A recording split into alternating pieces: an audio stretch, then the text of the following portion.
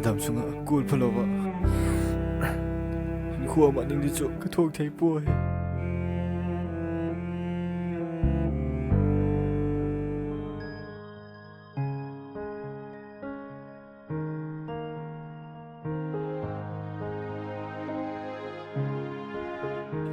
ke monu mahazon lien pu chanu khakalam kamin felzo ka uma puite to college kai khom ka hiu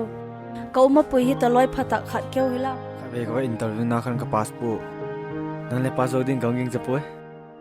potiang chu khom pat phat leo simply na pass odiem any da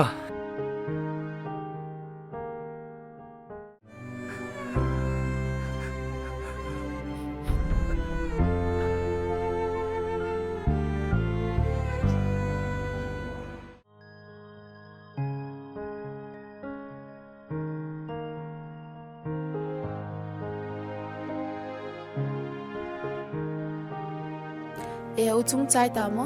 ke le chai ka ta ve ki ton hi te o ole hong ale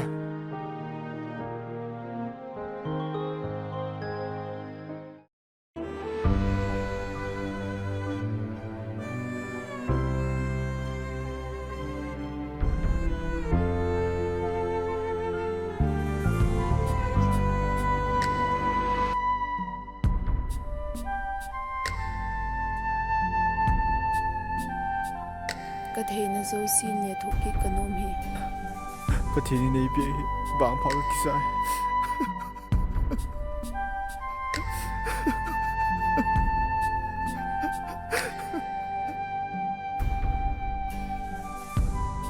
Kaliang eke khat sanga nem tu nga in ka vai nge chung khoan u leng o thiamin la aliang khan khwa ei tua tia